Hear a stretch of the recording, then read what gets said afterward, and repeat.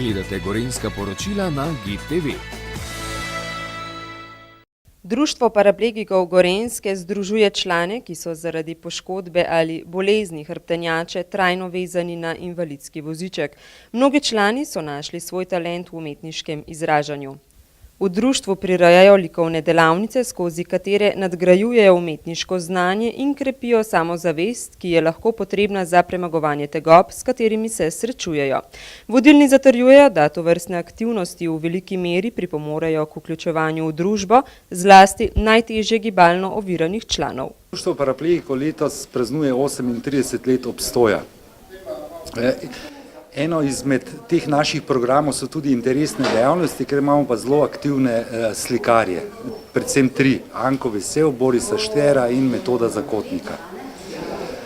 Ta razstava danes, ki bo odprta, je v sodelovanju z JSKD iz Kranja in pa organizator naj bi bil Društvo paraplegikov Gorenjske.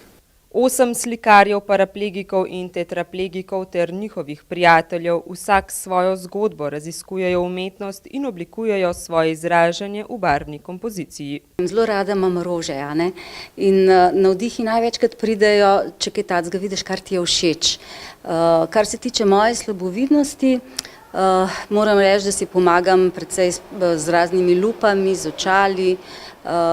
Moj mož tudi slika in tudi recimo kakšne tiste res natančne stvari po mojih navodilih pol tudi on naredi, tako da končen izdelek je dober, čeprav ni čist moj. Povejte mi, koliko časa potrebujete za eno tako sliko? Mislim, da to kar nekaj urca, ne?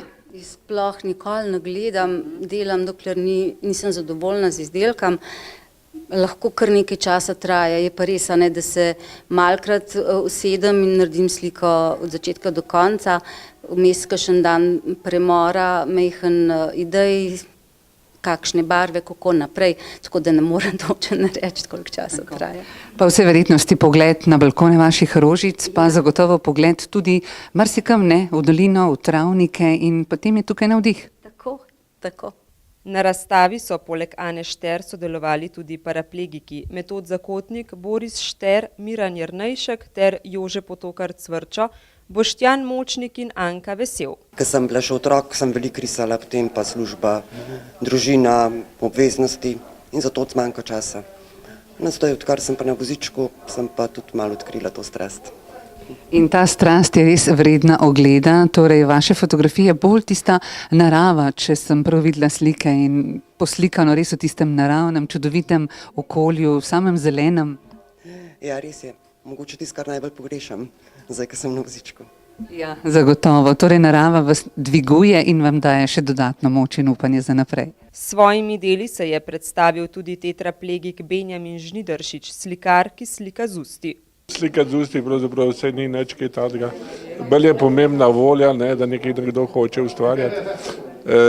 Je pa res, da v Kranju pa ne vem, če sem že razstavljal, tako da sem pa jaz tudi počaščen, da lahko v eni od galerij razstavljam. Povejte mi, koliko časa pa vi potrebujete za eno takšno fotografijo oziroma sliko? Ja, za sliko je pa odvisno od materijala, s katerim ustvarjam. Če delam z oljem, je to malo dlje, zato ker je treba sušiti. Ampak zdaj zadnje čase se glavno ustvarjam z akrilom, to pa seveda je malo krajši cajt. Se da sliko narediti tudi v par dneh. Razstavo v galeriji Bala v Kranju si lahko gledate do 19. julija. Lepo vabljeni.